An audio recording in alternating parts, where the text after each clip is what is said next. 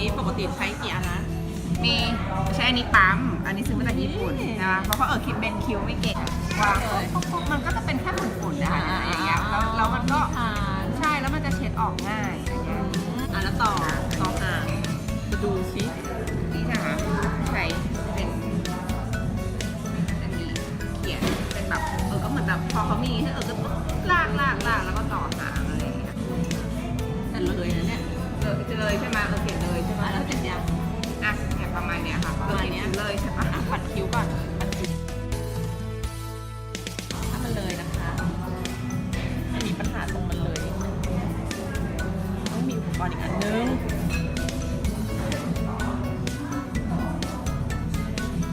มันลบให้เงี้ยเหรอ ใช่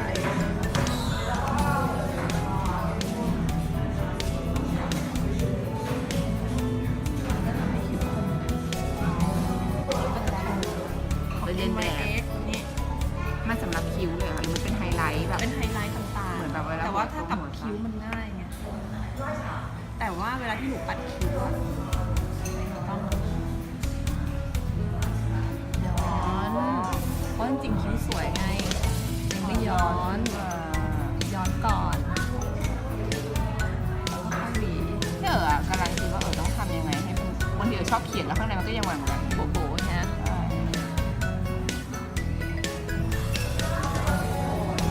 คิ้วก็จะเรียง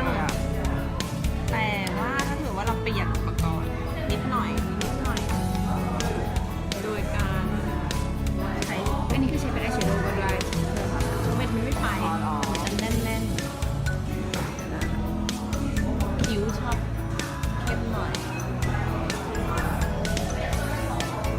มันก็จะไม่เลยถ้ามันใช้พวกนี้แต่ถ้าเป็นดินสอเมื่อกี้มันกุดแล้วมัน ใช้อันนี้ไปเลยดีกว่าใช่ไหม สีมันแน่น คือเมื่อกี้มันกุดใช่ป่ะแล้วทำให้เวลาที่เราดูแบบ แหวกเห็นล่าง ผมมันนิ่งมากเลยอ่ะ แล้วก็ลากมาแล้วเราก็ใช้ตัวเดิมของเรา สีเป็นไง เราว่าสีอันเนี้ยสวยกว่าอันนั้น อันนั้นมันจะ เหลือง ซีดไปหน่อยเห็นปะ คืออันเดียวจบเลย อัน ใช่ไหม เดียวจบไม่ต้องมาปั๊มเปิงมากมาย แล้วคันนี้จริงเราเขียนข้างใต้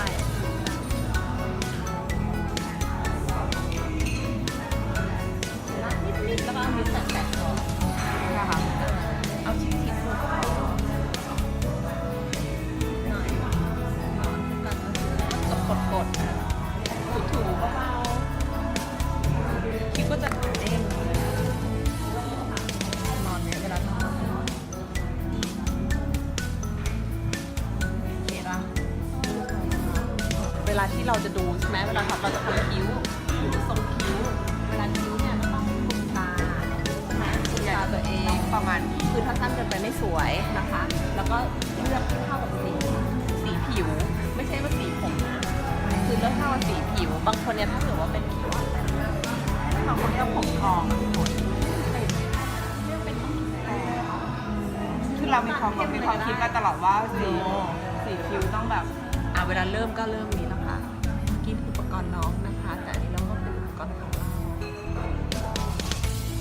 คือเวลาเห็นคิ้วแล้วมัน อย่างแป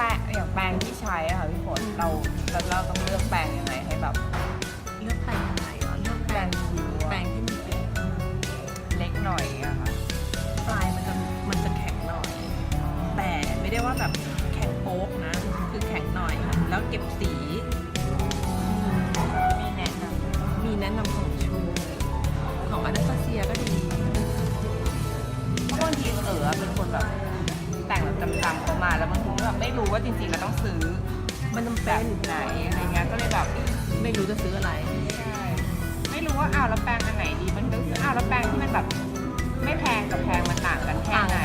กันมาก การเก็บสีการที่แบบทำมันมันกว่าอะไรอย่างเงี้ย สวยยัง